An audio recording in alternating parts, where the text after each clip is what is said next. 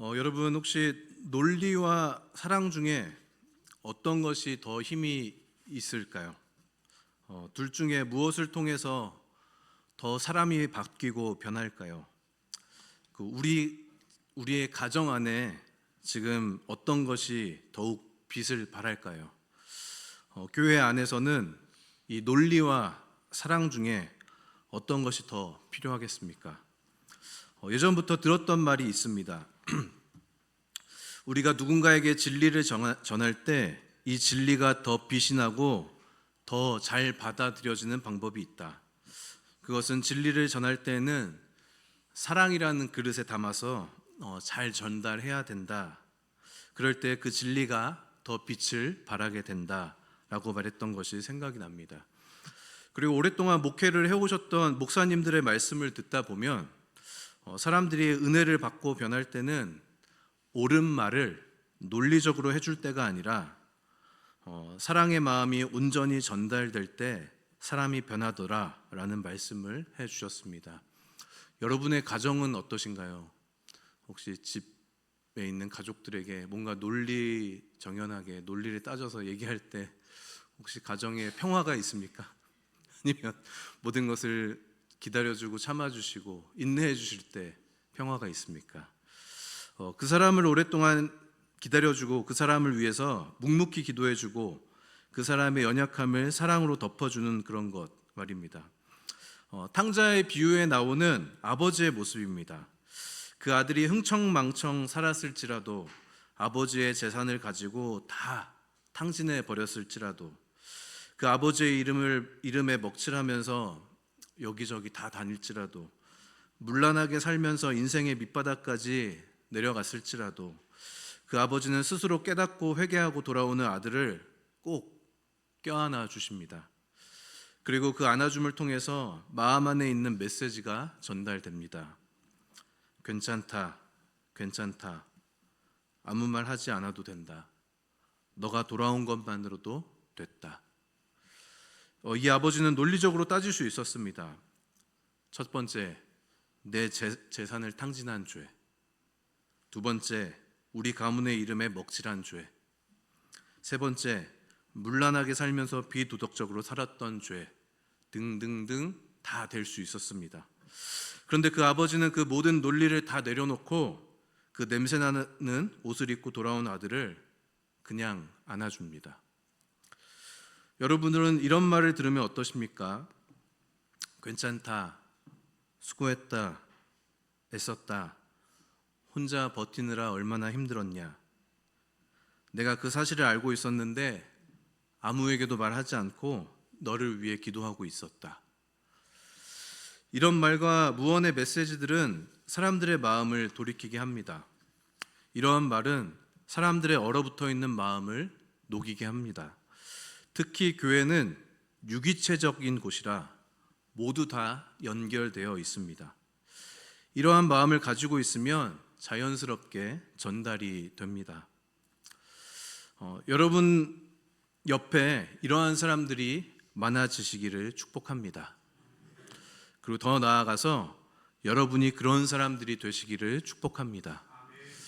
우리 옆에 있는 분들은 잠깐 손 잡아 보실 수 있으면 손 잡아 주시면서 우리가 축복의 말을 전하는 통로가 되면 좋겠어요. 이렇게 말씀해 주시면 좋겠습니다. 네. 여러분 지금 약속하신 겁니다. 약속을 잊어버리시면 안 됩니다. 고린도전서 13장 13절 말씀을 보면 그런즉 믿음, 소망, 사랑 이 세 가지는 항상 있을 것인데 그 중에 제일은 사랑이라 라고 말씀하십니다. 여러분 믿음 얼마나 좋습니까? 보이지 않지만 느껴지지 않지만 그 마음의 사실이라고 여겨지는 것, 그리고 보이지 않지만 그 길이 하나님이 인도하실 거라는 믿음으로 걸어가는 것. 그리고 아브라함은 자기 앞길에 갈 바를 알지 못하고 믿음으로 순종해서 나아갔습니다. 무엇인가 준비되어진 것이 없는데 믿음으로 그냥 먼저 간 겁니다. 그것이 지금까지 믿음의 발걸음에 기록되어 있습니다. 믿음 참 좋은 것 같습니다. 동의하십니까? 네. 소망도 얼마나 좋습니까? 절망의 반대말이 소망입니다. 지금 아무런 기대가 없고 사방이 다 벽으로 막힌 것 같은데 보이지 않는 어떤 그것을 기대하는 것이 소망입니다. 지금 있는 곳이 감옥 같을지라도 하나님과 함께 동행함으로 소망을 품는 겁니다. 요셉이 그랬습니다. 억울하게 감옥 가운데 갇혀 있을 때 그곳에서 하나님과 동행함으로 소망을 발견합니다. 이렇게 보면 믿음, 소망 정말 보면 어떻게 보면 대단한 것들 아닙니까? 근데 이러한 어마어마한 것들보다 더 우선되는 것이 있다라고 이야기합니다. 그것은 바로 사랑입니다. 베드로전서 4장 8절 말씀에 이렇게 쓰여 있습니다. 무엇보다도 뜨겁게 서로 사랑할지니 사랑은 허다한 죄를 덮느니라. 쉬운 성경으로 조금 쉽게 풀어진 성경에는 이렇게 나와 있습니다. 무엇보다도 서로를 깊이 사랑하십시오. 사랑은 다른 사람의 허물과 죄를 덮어줍니다. 오늘 읽었던 본문의 고린도전서는 바울이 3차 전도여행 중에 직접 고린도 교회를 위해서 썼던 편지입니다. 이때 바울은 고린도 교회의 불미스러운 소식을 듣고 디모데를 빨리 보내기도 합니다. 그리고 교회의 여러 문제점들을 시정하기 위해 이 펜을 들고 편지를 씁니다. 이때 당시 고린도 지역에 있었던 교회들은 분열, 무질서, 성적 부도덕 같은 일들로 막 시달리고 있었을 때입니다. 교회 안에서 나는 바울파다, 나는 아볼로파다 막 이렇게 하면서 교회 안에 어떤 그룹과 파당을 지으면서 서로 싸웠습니다. 그리고 세상보다 더 심한 음행과 무질서가 교회 안으로 들어와 있는 상태였습니다. 그리고 부활이 없다고 주장하고 복음의 본질이 막 흔들리고 있었던 때에 바로 이 바울이 편지를 쓴 겁니다. 바울의 모든 문제의 결론을 짓게 되는데 그건 바로 진정한 사랑이 없기 때문이다라고 결론을 짓게 됩니다. 특히 고린도 교인들은 은사 문제로 인해서 많이 서로 다투기 시작했습니다. 겉으로는 은사가 넘치고 풍요로웠지만 내부적으로는 정말 심각한 혼란을 겪고 있었던 겁니다. 어떤 사람들은 다른 사람보다 자신의 은사가 더 중요하고 더 우월하다고 주장합니다. 남을 깎아내리고 자신을 높이려는 교만한 태도를 버리지 못했던 겁니다. 이게 고린도 교회에 있었던 일입니다. 여러분 아시죠? 많이 해보셨죠? 남을 깎아내리면 내가 그 사람보다 뭔가 우월해지는 거 느껴보셨습니까? 저만 느꼈습니까?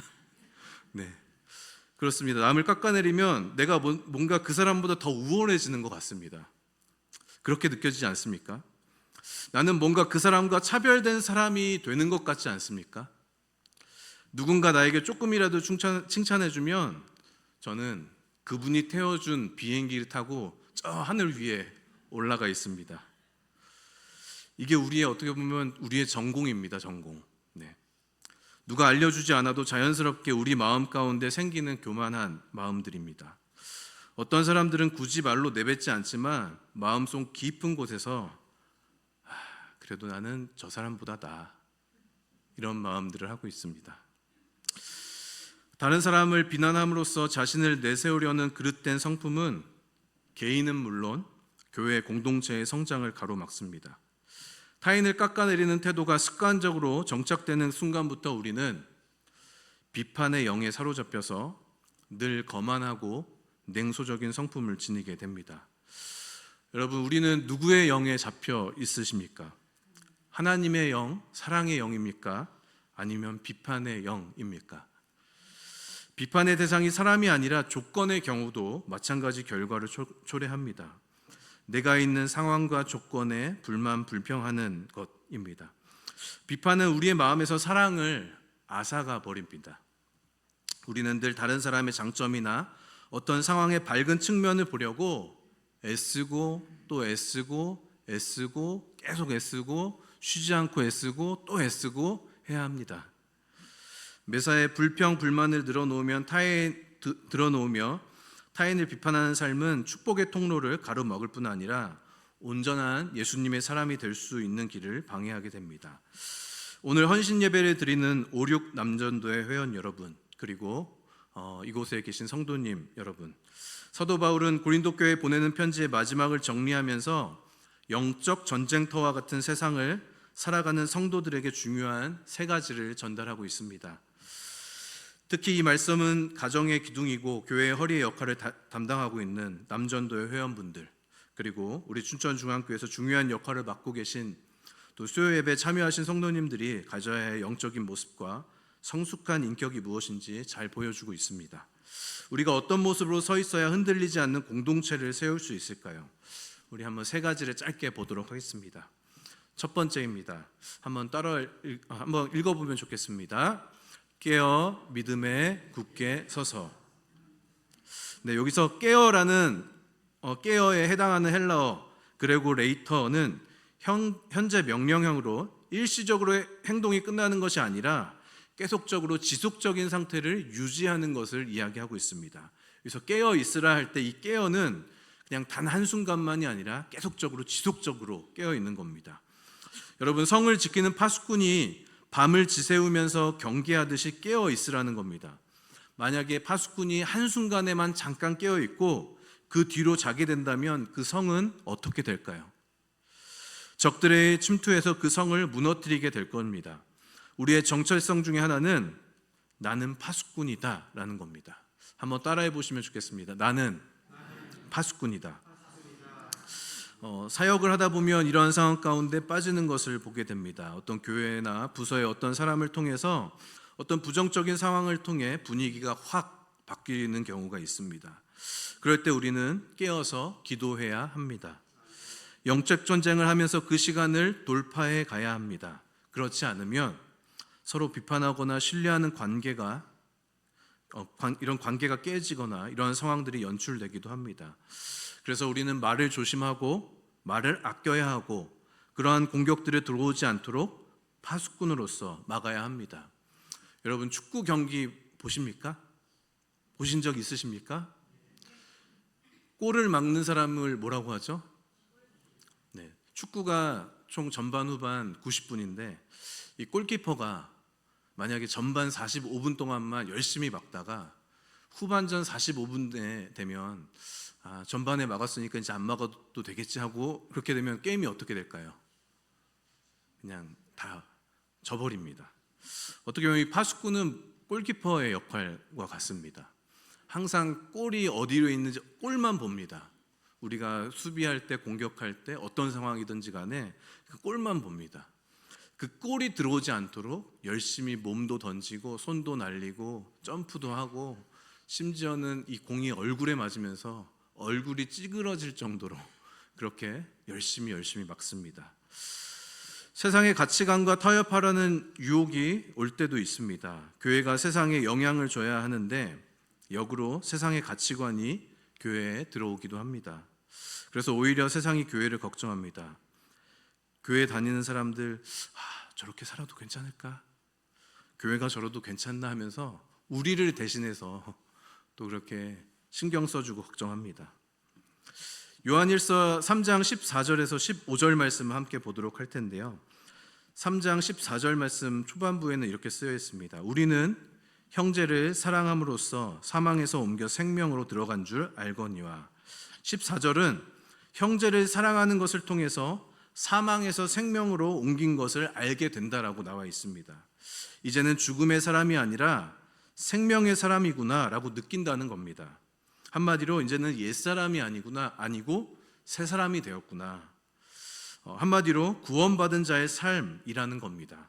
그런데 14절 말씀 그 이후의 말씀 보면 이렇게 되어 있습니다. 사랑하지 아니하는 자는 사망에 머물러 있느니라. 그런데 사랑하지 않는 자들은 여전히 사망에 머물러 있다는 겁니다. 스스로 새 사람으로 알고 있었지만 여전히 옛사람이라는 겁니다. 여전히 구원받지 못한 자의 삶을 살고 있다는 겁니다. 15절 말씀 보면 그 형제를 미워하는 자마다 살인하는 자니 살인하는 자마다 영생의 그 속에 거하지 아니하는 것을 너희가 아는 바라. 옆에 있는 형제를 더 쉽게 말하면 옆에 있는 교회 사람을 미워했을 뿐인데 오늘 말씀은 살인한 자라고 이야기합니다. 우리가 단순히 미워하는 것은 세상 사람들이 미워하고 시기하는 것을 넘어섭니다. 이것은 살인하는 것인데 그 살인하는 자들마다 영생이 그 속에 거하지 않는다라고 이야기합니다. 예수님을 따라가는 삶은 그냥 우리의 마음이 흘러가는 대로 내버려 두는 삶이 아닙니다. 내 육신의 정욕을 거스르며 살아가는 것입니다. 그런 마음이 들 때마다 우리의 마음속으로 들어올 때마다 우리는 자꾸 밀어내야 합니다. 그런 마음이 있을 때마다 자꾸 끊어내야 합니다.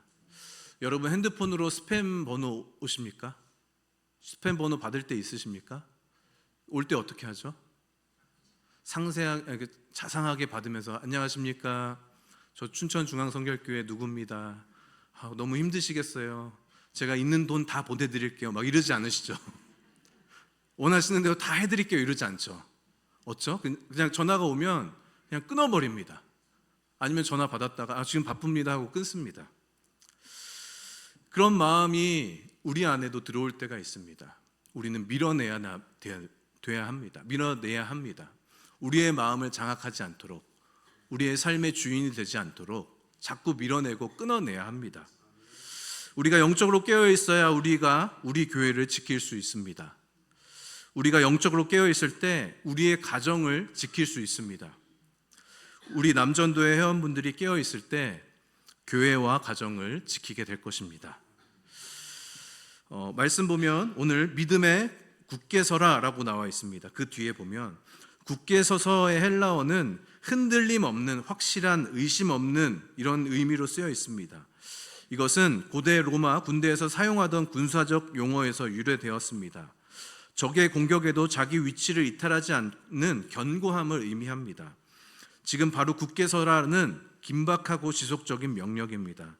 어떤 공격이 있더라도 자기에 있는 위치를 이탈하지 않고 복음 위에, 믿음 위에 굳게 서라라는 것입니다.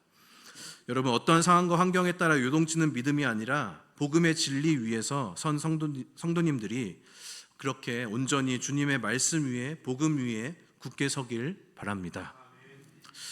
미국 캘리포니아의 거대한 레드우드 숲에는 수천 년을 버틴 거목들이 있다고 합니다. 레드우드라는 이 나무는 높이가 100m가 넘는다라고 합니다. 100m가 넘는 나무를 보신 적 있으십니까? 저는 태어나서 한 번도 본 적은 없습니다. 근데 신기하게 뿌리는 이렇게 높으면 뿌리도 깊어야 되는데 뿌리는 생각보다 깊지 않다고 합니다. 뿌리가 약 2m에서 4m 내외로 매우 얕은 것이 특징입니다. 뿌리가 얕으면 어떻습니까, 여러분? 나무가 무슨 이게 풍파가 오면 바람이 막 이렇게 허리케인이나 이런 게 오면 금방 무너지게 되고 그 나무는 금방 쓰러지게 됩니다. 근데 이 나무들의 특징은 뭐냐면 뿌리가 옆으로 뻗어서 서로의 뿌리를 칭칭칭 감고 있다는 겁니다. 뿌리가 얕은 대신 서로 감고 있다는 겁니다. 주변 나무들의 뿌리와 얽혀서 숲 전체가 하나의 거대한 네트워크를 형성하며 지지대 역할을 하고 있습니다. 거센 폭풍우가 몰아칠 때 나무 한 그루는 쉽게 쓰러질 수 있습니다. 그러나 서로의 뿌리를 잡고 있는 레드우드 숲은 절대로 쓰러지지 않습니다. 우리도 혼자 강건하려고 하면 지치고 쓰러지게 될 겁니다. 그런데 우리가 믿음이라는 토양 위에서 서로의 기도로 뿌리를 맞대고 서로 연결되어 있을 때 우리는 세상의 어떤 풍파에도 굳세게 서 있을 수 있습니다. 여러분, 혼자 버티지 마십시오.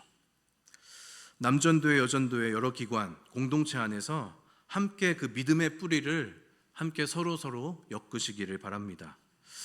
또한 교회는 서로 연결되어 있습니다. 하나의 나무가 넘어지려고 할 때 옆에서 어떻게 해야 되죠? 잡아줘야 됩니다. 혼자 서 있는 것이 아닙니다. 우리는 이기적으로 있으면 안 됩니다. 교회는 유기체적인 곳입니다. 두 번째입니다. 한번 같이 읽어보면 좋겠습니다. 남자답게 강건하라. 두 번째 이야기하고 있는 것은 단순한 어떤 이 남자답게라는 이 표현은 성별을 의미하는 것이 아니라 어떤 용기와 책임감을 뜻하는 겁니다. 어려움 앞에 뒤로 물러나지 않고 공동체를 위해 짐을 짊어지는 어떤 태도를 이야기하고 있습니다. 내 힘이 그 다음에 남자답게 강건하라. 이 강건하라는 내 힘이 아닌 성령의 능력으로 강해지는 겁니다. 내 힘도 아닌 내 능도 아닌 오직 성령으로 강해지는 겁니다. 세상은 힘을 자랑하지만 그리스도인은 주님 안에서 얻는 담대함으로 세상을 이기게 됩니다. 지금 사도 바울이 이렇게 무너져 가고 있는 고린도 교회를 향해서 이야기하고 있는 겁니다. 세 번째입니다. 한번 다 같이 읽겠습니다. 너희 모든 일을 사랑으로 행하라. 앞선 명령들이 강인함과 용기를 강조했다면 14절은 그 강함이 어디로 흘러가야 되는지를 보여줍니다. 사랑을 모든 행위의 원리로 제시하고 있습니다. 고린도 교회는 지식과 은사가 너무너무 많았습니다. 사랑이 없어서 분쟁이 끊이지 않았습니다. 어떻게 보면 사랑이 없는 강함은 폭력과도 같습니다. 믿음이 좋고 강건해도 사랑이 없으면 독선이 되고 타인에게 상처를 주기도 합니다. 바울은 강건한 믿음과 부드러운 사랑이 조화를 이루어야 됨을 강조하고 있습니다. 19세기 영국 위대한 설교가인 찰스 스펄전은 사역자들에게 이런 말을 자주 했다고 합니다. 강철 같은 신념을 가지되 그것을 비단 장갑으로 감싸라. 강철은 단단하고 변하지 않지만 날카로운 강철이 그대로 드러나게 되면 사람을 다치게 할 수 있습니다. 그래서 그 단단한 강철 위에 부드러운 비단을 덧입혀야 한다는 겁니다. 우리가 아무리 옳은 말을 하고 아무리 힘있게 일을 추진해도 이 사랑이라는 비단이 없으면 성도들은 상처를 입고 교회는 차가운 요새처럼 변해버리게 됩니다.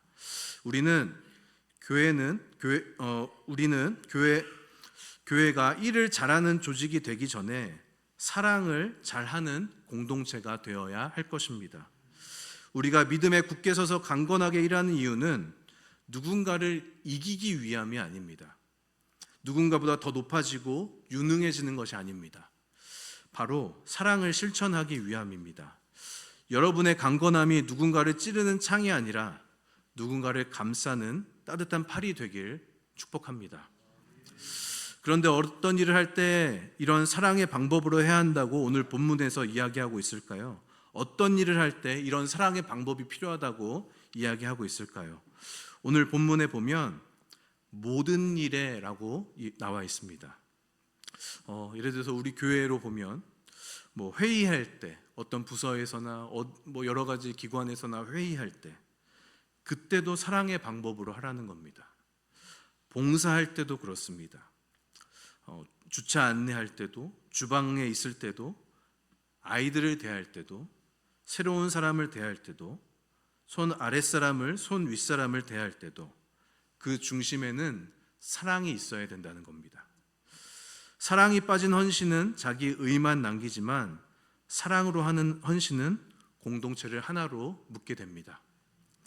항상 기억하고 우리는 질문해야 할 겁니다. 사랑이 무엇일까?